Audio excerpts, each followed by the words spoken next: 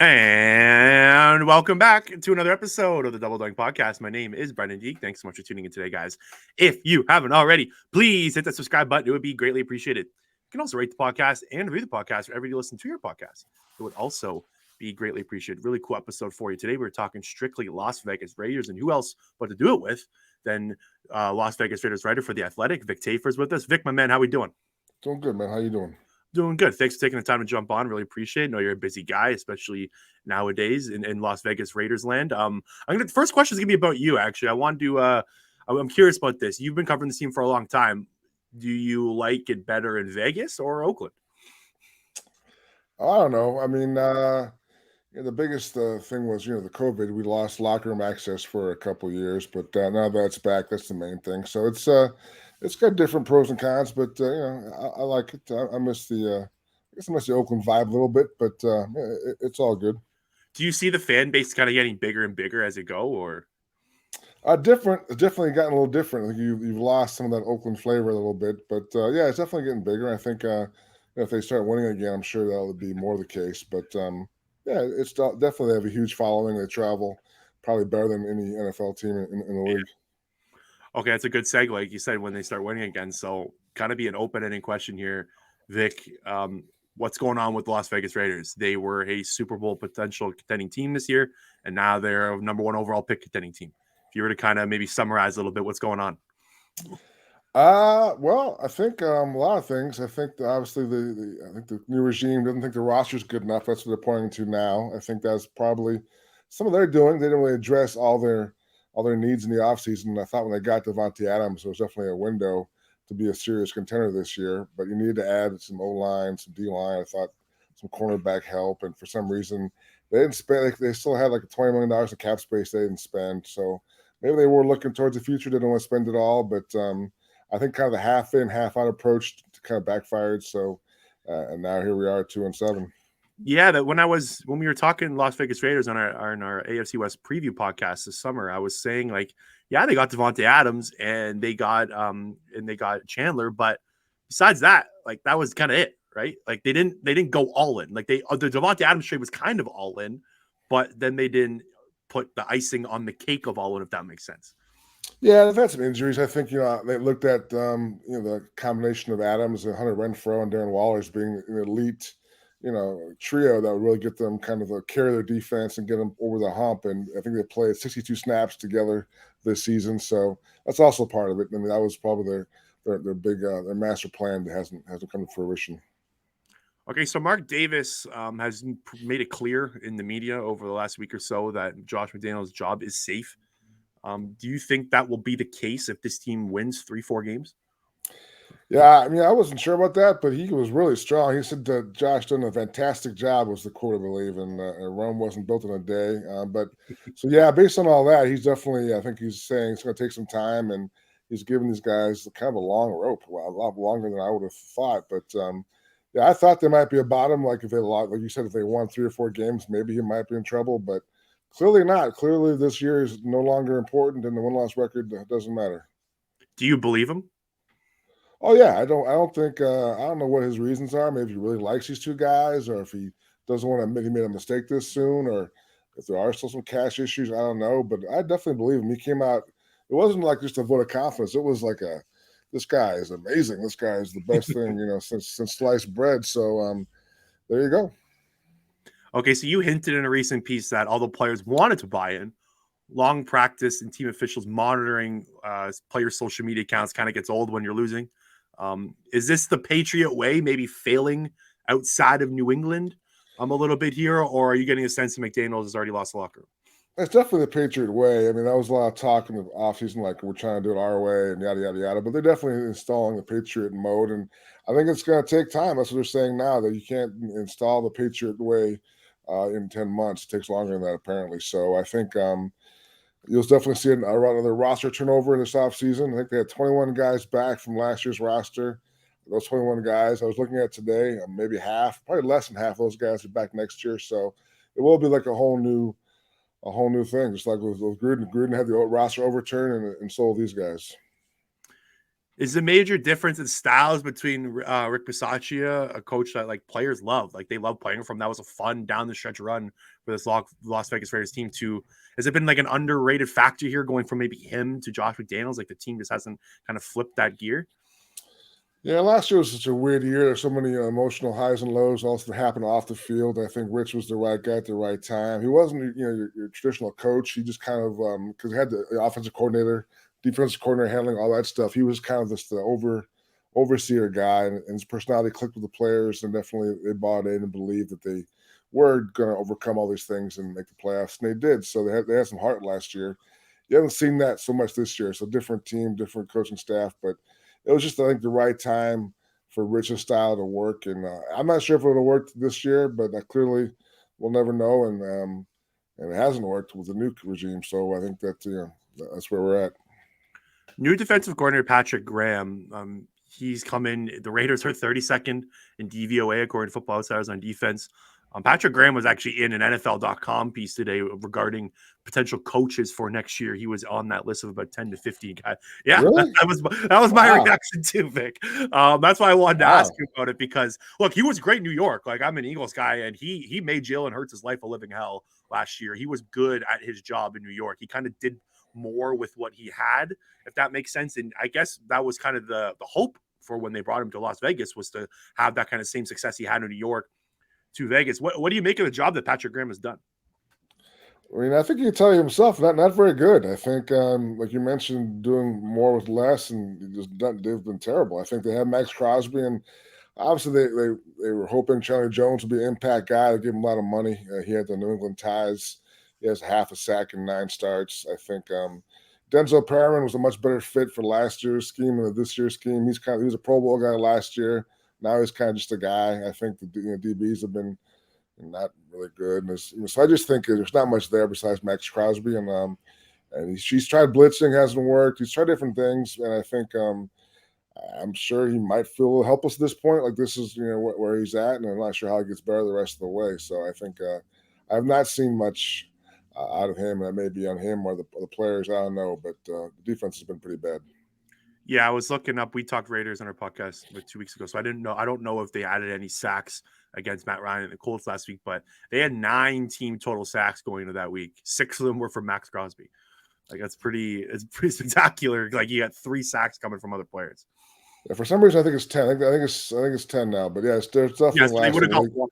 So they would have got one in Indy if that makes sense. It was 9 going into this week. Right, they're last in the league, and it's and clearly there's not. There's no pressure, so it's not good. Okay, you mentioned on your podcast that you can't see both McDaniels and Carr returning at this point, which is where the season's gone. If the Raiders move on from Carr and they get a high pick, most likely, probably the logical move is they go after a quarterback in the draft. Like that just makes sense. But there's a name that's kind of floating out there a lot in the media and just kind of a match made in heaven, and that's Tom Brady because of the ties to Josh McDaniels. Do you buy any of those rumors?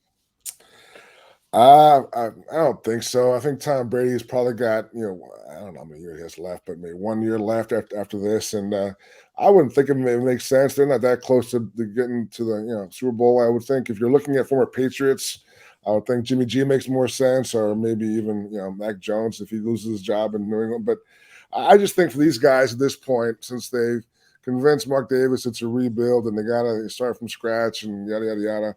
I think getting a rookie quarterback in the draft, top 5 guy or whatever, gives them a longer leash. It gives them a chance to really kind of put their own stamp on things, which I think is what they want right now. So who knows? Carr could really get hot the rest of the year and things could change. But where we are right now, you have to look at it and think that this is probably it for Derek Carr. So Derek Carr had some interesting quotes. I think it was the summer of 2021. I actually have him here.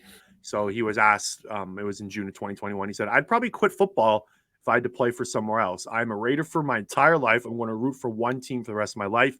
It's the Raiders. So I just feel so strong in my heart. I don't need a perfect situation to make things right. Do you believe that Derek Carr would call it quits or retire if he was moved from Vegas?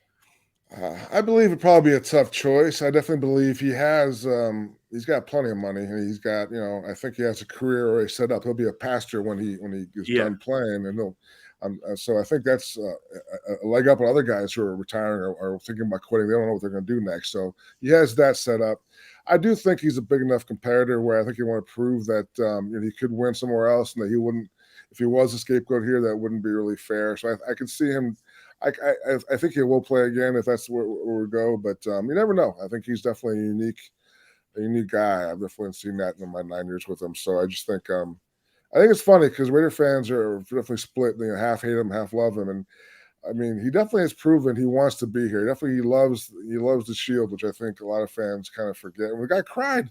The guy cried at the podium Yeah. last Sunday. I mean, he definitely is frustrated. Definitely feels it. And I think it's just weird how Raider fans, who are a very passionate bunch, very emotional, don't I think fully appreciate just all he's been through. And I know he's got quirks. I know he hasn't been great. He's not an elite quarterback, but he's pretty good. And I just think he's kind of went through a lot of stuff here. And I think it's kind of funny how he wants to be here so badly, and Raider fans are like, whatever, we'll see. So, What do you think the market would look like for him? Because I think there'd be a bunch of teams that would look to trade him. Like the court, it's not like the NFL is like just smitten with a bunch of good quarterbacks. Like Derek Carr is top 13, top 14 quarterback in the NFL, in my opinion, and I think he would fetch a pretty penny.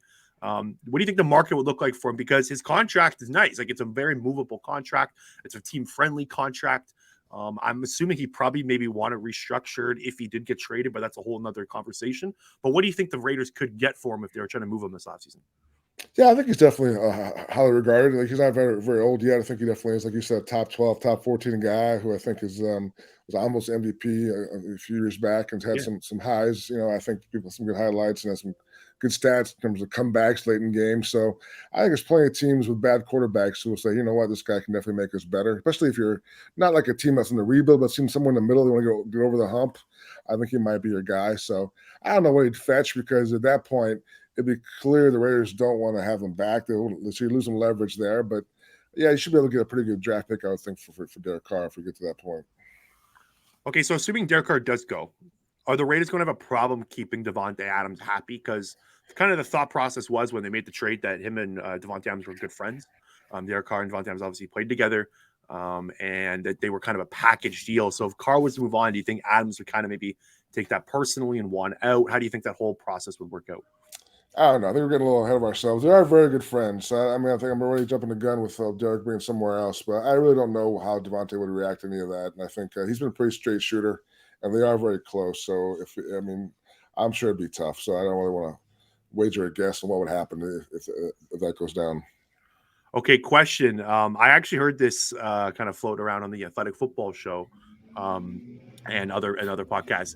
Do you think if let's say the Packers and Raiders knew what the outcome was for the trade right now, so both teams are losing records, okay, and they knew this was going to happen. Do you think both teams would veto it right now and flip that trade? What do you think Vegas would do? I guess would be the question in this scenario. Like if they knew they would be 2-7 and it would go this way, do you think they would still want to make that move if they knew the outcome? No, because I mean, if they knew they were going to be 2-7, they'd keep the picks, right? They definitely would start the rebuild a year earlier. So no, I mean, if I think they've gotten what they thought they're going to get. They got a great player who's really a guy who teammates respect and definitely. If he saw last week, there, I mean, he's definitely a guy who's fighting for extra yards. He's definitely an extreme competitor. So he is what they thought he was. But not clear if they were 2-7, if they knew they're going to be bad, then keep the picks and start this process earlier. Yeah, I think Vegas would veto it, and I don't know what I think the Packers probably would too. It'd be kind of interesting to have that conversation with someone in both buildings. So Josh Jacobs has been probably one of the few bright spots for the Raiders so far. I'm assuming that the new regime is regretting not giving him the 5th-year option. Can you see these two sides maybe working out a deal? I'm not sure there's much regret. I just think they have a philosophy. They don't really pay running backs, a lot of money in New England. I think, especially in the NFL, you see it doesn't really work out usually when guys do that. When teams pay running backs a lot of money, it usually doesn't work out well. There's so many guys who can step up, and you see guys fill in and do well. So I think it's the philosophy thing. That just wasn't focused on Josh. Just like what it would take to get him back now, because they could have gotten back for what I think it was $6 million if they gave him the extension. Now it cost him more because he's played so well. So I think once you decide not to do it, I think the ship is left the dock. I think Josh will hit the market next year. Okay, a couple more for you. What about Darren Waller? Because there was a recent report about about the team's frustration over his missed time. There was talk about him being moved at the trade deadline. I believe that you reported that the Packers offered a second round pick for him. I think it's kind of weird that they turned that down. I think that would have been a kind of a good way to kind of cut ties there. Do you see him getting traded this offseason, and what do you think the compensation would look like for him? I think it's possible. I think if I'm guessing, they could got a second round pick for him.